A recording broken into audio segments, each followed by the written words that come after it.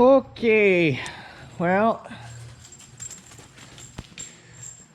what are you looking for?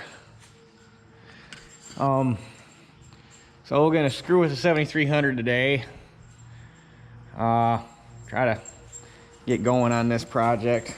First things first, before I even screw with the hydraulic hose, went to Napa Friday and bought a cheap ass mechanical oil pressure gauge to stick in it for the second and test to see.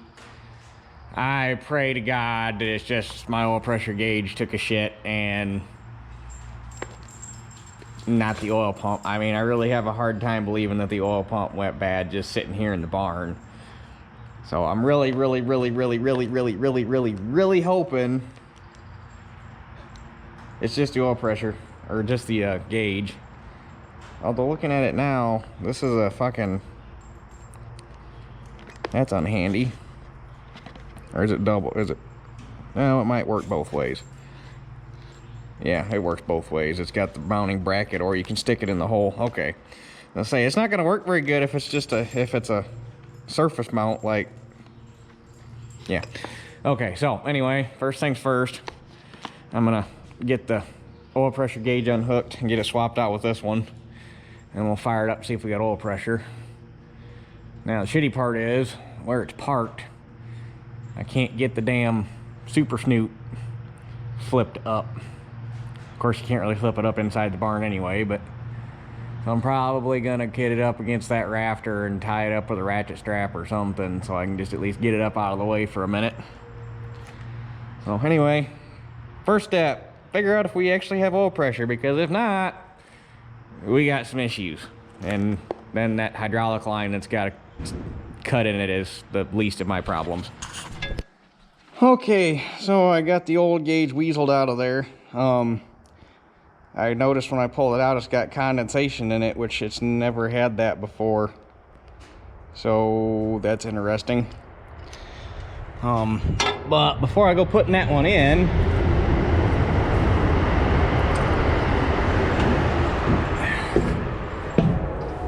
it just so happens that I got a really nice view of the oil pressure line right here. So real quick, I can crank this sucker with the fuel shut off and see if I have oil at that spot.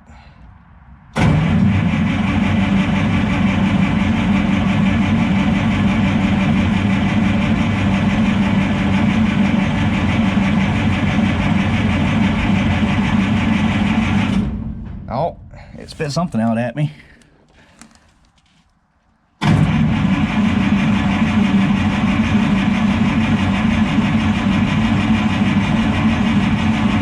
Okay, we got oil there. That's a good sign. Now, the fact that it took so long to get there isn't necessarily an issue, because if you throw an oil pressure line on an engine and hook everything up, and just right off the bat everything is hooked up, that line's full of air. And there's no way for air to bleed out. So basically, when your gauge is reading oil pressure, it's reading the oil pushing against the air inside the system. So we have oil. That's good. That makes me feel a lot better. So now, pop this gauge out of here and stick it in the hole. Teeter, why are you giving hugs? You're so clingy.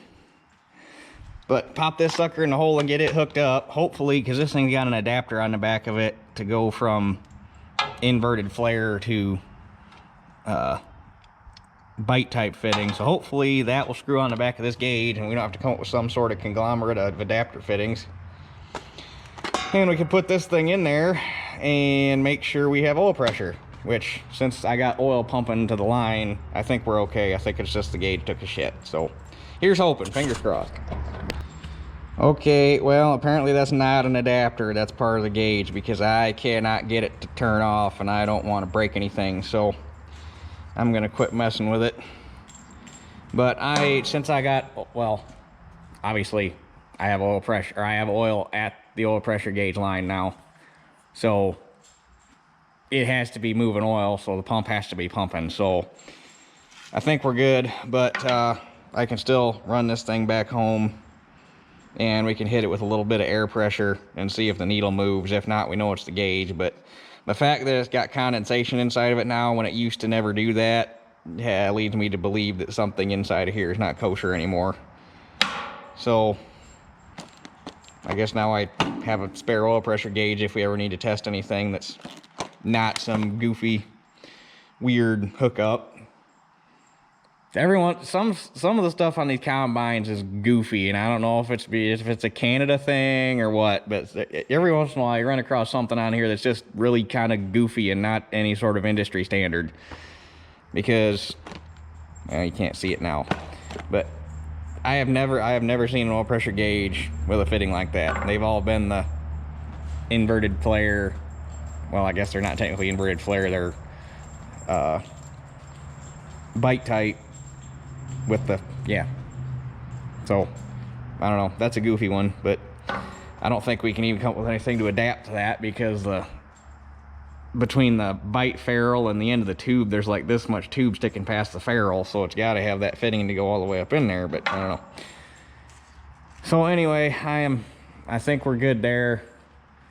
I am going to trace down these hydraulic lines and get them off. I'm pretty sure that's one of them. And something else. So, or there's two of them, but they're both cut right there behind the reservoir. So trace them down, get them off, get them back over to the shop, remake them, bring them back over, put them back on. Well, probably an hour and a half, 2 hours later. Yeah, probably about 2 hours. I think I got over here about 10:30, and it is now 12:40. Finally got them hoses wrestled off. Wouldn't take it so long if I didn't have to make 2 trips for tools, because I didn't have the right shit the first time around. But and naturally, the 2 hoses that have holes worn in them have to be probably hands down the 2 hardest hoses on the entire machine to get off. But we got them. And what I'm gonna do is, the back of the tank has got the same rolled edge as the front of the tank here. I'm gonna cut a little hunk of hose and slit it to slide over that, and hopefully it stays. We'll find out. But the hose is pushing against it, should keep it on there. But keep that, or get rid of that scuffing situation. And if I can, put some spiral wrap on the hoses, but that's going to be kind of interesting because it's a tight fit in there. So anyway, the hoses are off, so now we can go home and make them. But it's very well, or it's quite a ways past lunchtime, and I'm kind of hungry, so I'm going to roll the doors shut and go home and get some lunch, and we'll test that gauge and make them hoses, come back, put them on, and then I guess we're at a good stopping point until I figure out my gauge situation. Okay, so here are the hoses. This one is the main pressure that feeds the hydraulic valves, and this one feeds the power steering motor. Both of them come off the pump. This one's actually got 2 rub spots in it. There's this one here, which was on the back, or which is what was hitting the hydraulic reservoir, and then that one's got to be up on the frame somewhere. But this is the one that I'm pretty sure was actually leaking because it's cut a lot deeper. This one just made it down to the cord and probably halfway through the cords, but I'm pretty sure this one might actually be all the way through the cords right there in the center. And it wasn't like it was cut like it was spewing out. I mean, I'm sure it was probably leaking under pressure, but it had been leaking there just sitting over winter. So it was just enough of a cut to let it weep, so it's not like it's a big blowout. So, but I'm thinking that this was I'm thinking that this is our problem line, but obviously that one's been split or been rubbing too, so we're gonna replace them both for obvious reasons. And as far as the oil pressure gauge goes,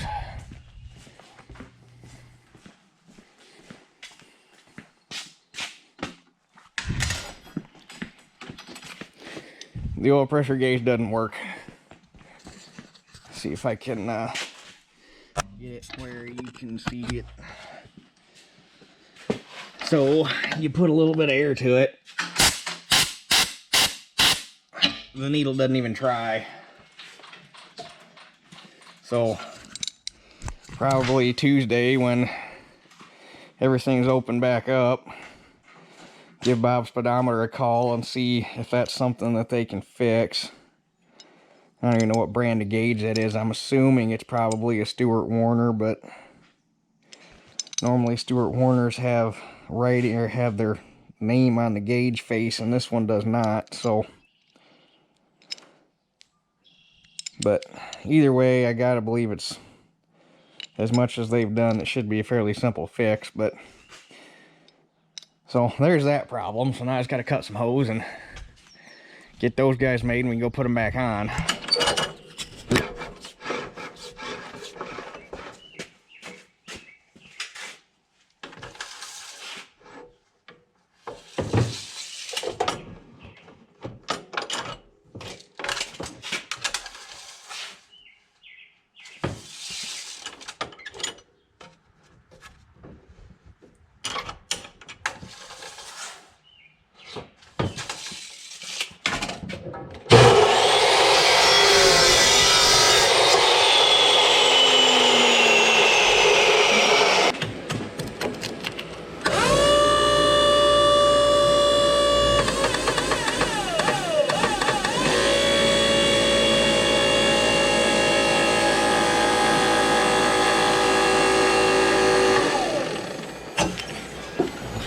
Okay, so we're back over here. I got 3 pieces of spiral wrap for all the spots where there's supposed to be stuff to cover them hoses up. I got my little piece of hose for the back of the, or for that tank seam with a slit cut in it. I got zip ties, I got the hoses. Hopefully I got everything I need so that I don't gotta make another fucking trip, because I'm tired of driving back and forth. Okay, I got the easy one fished through there and wrapped up, and everything's all hunky-dory. So now for the hard one. Unfortunately, this is one of the many places on most of my shit where it's too tight to get the camera in so you can actually see what's going on. So I'm not going to show this whole process because it's going to take a minute to fish this thing through here, but I'll show part of it.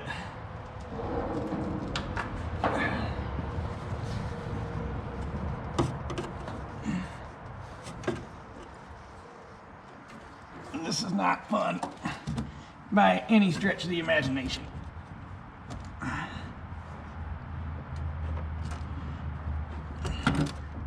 When I get everything in here, I'll show you how everything runs. Although actually going in is a lot easier than coming out, I tell you what. So far anyway. So I gotta make this bend right here.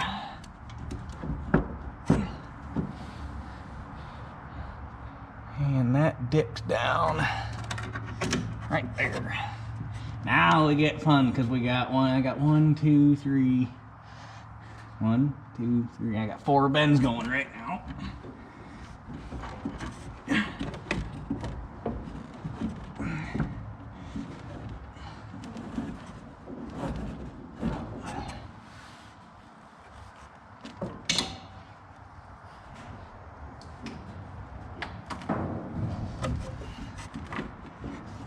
Honestly, I think this hose, probably they should have made part of it steel line, because this is a long ass hose, but tis what it is, and it ain't any tizzer.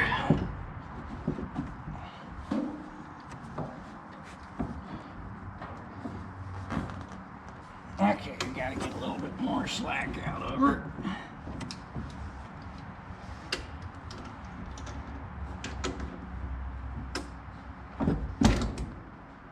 Okay. We are in like sin. Okay. So we're all good to go. Well, for the most part. I found a couple other rub points that I want to get some wrap on at some point, and I need some more zip ties because I want to tie some stuff up a little better. But we're to the point where I can actually get it over to the house and have all the stuff, or get it over to mom and dad's and have all the stuff right there, so I'm not driving back and forth. But so these are the two lines that were leaking. So they come off the bottom of the pump right there, and they weave up and over the frame rail for the engine and go through in between the back, or in between the firewall and the bottom of the reservoir there, and then they go through right there, and that's where I got the spiral wrap and that hose on the back of the tank to keep it from doing this again. And then they go down and they lay down through there, and then the one for the hydraulic valves is that back 90-degree fitting right there. And then the one for the steering motor comes up past the shift tower, down through that hole.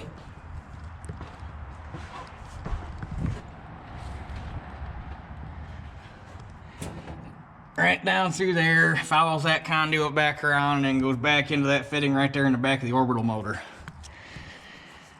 So not terrible, but still a lot of shit to weave it around. And it's all covered in oil and dirt and grease, and this thing's gonna need a bath before I can even work on it. That's the first thing I'm gonna have to do when I get it over the house, is take the console panel off and blow all that out in there. And there's oil all over the front of the feeder house, and now that I took them hoses off, there's oil down the side of the machine. So this thing's gonna need wash before I can even work on it. But hopefully that takes care of the leak. There was oil everywhere, so it was hard to tell exactly, but those were the first two obvious points where oil could be coming from, was the two holes in those lines, and they are pressure off of the pump, so they're gonna leak if there's holes in them. But like this hose here has oil dripping off of it right here, and the bottom of the orbital motor has oil dripping off of it, but there's also oil all over the bottom of the floor of the cab, so that could have been running over and running down through the hole in the floor for the orbital motor, because the oil was running down. It was on those hoses. The hoses are laying on the frame, so the oil was running off the hoses, clinging to the frame, going down, falling off the frame, coming down the floor. It's just, there's oil everywhere. So long story short, hopefully that takes care of the problem. Hopefully we got her pinpointed right. But it needs a bath regardless. So now we're just waiting on that, or just got to figure out what I'm gonna do with that gauge. First thing, like I say, first things first, Tuesday, I'm gonna call Bob's Speedometer. They're the ones that fix the amp gauge for my 66, and see how much they ding me to rebuild it. I think the gauge on my 66 was like 50 bucks. It wasn't even that bad. So have them fix it and throw it back in, because I wanted to keep it original. And there's going to be the idiots that say, well, why don't you just throw an aftermarket gauge in there and be done with it? Well, first off, if you throw an aftermarket gauge in there, it ain't going to match the other two, and that's going to throw my OCD into overload, so I'd have to change all three of them to make a match, which I don't want to do, because the other two gauges work and all three of them will be original. So I'm having the gauge fixed to keep it original. Plus that old gauge has some iron in it, because it weighs like 3 times what that new gauge I bought to test it with weighs. So we're fixing the old gauge. If it can be fixed, I'm sure it can. Those things are damn near bulletproof. So, but I am glad it was just the gauge. I was pretty positive after I cranked it over and I had oil at the line, but then taking it home and putting an air hose on it, and if 100 pounds of air won't get that needle to jump, the 40 pounds of oil pressure, whatever this thing carries, ain't gonna make it jump. But the reason I got scared was, apparently the accessory drive, or the oil pump drive on these early 354 Perkins were known, I guess I shouldn't say known, they have a habit of breaking the oil pump drive off, supposedly, I think is what I've heard. So, I mean, I don't think it's a super duper common problem, but I think it has been known to happen. So, but the fact that it has clean oil in it, it's been sitting in a barn, so it ain't like it ain't like the oil is full of water and the oil pump could have froze or some dumb shit. Just, I was fairly confident it was that gauge, and I'm pretty sure that that's what it is. So, plus the fact that the motor wasn't knocking and there was oil draining out of the head when I shut it off, they're pretty good indicators pumping oil. So anyway, I guess I'm gonna load up all my shit and we are done here for now. I guess I gotta throw that side cover back on the, I'll leave it off because I gotta put the gauge back in.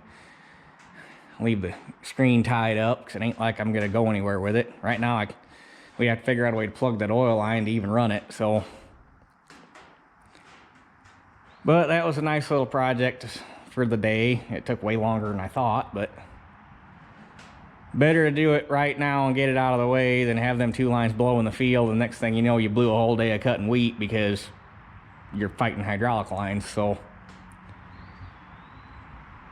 anyway, I think I'm gonna, like I say, get all this shit picked up, and I might go home and I can't work on my grain trucks. Well, I guess I could. I'd like to get some body clips before I go putting that back together. So I might run and go get some body clips. And I got to buzz down to the muck and see how dry it is and see if I can cultivate that tomorrow. So anyhow, regardless of what happens, it'll be a different video no matter what I do if I end up doing anything this afternoon. So that's it for this one. I'll catch you guys on the next one.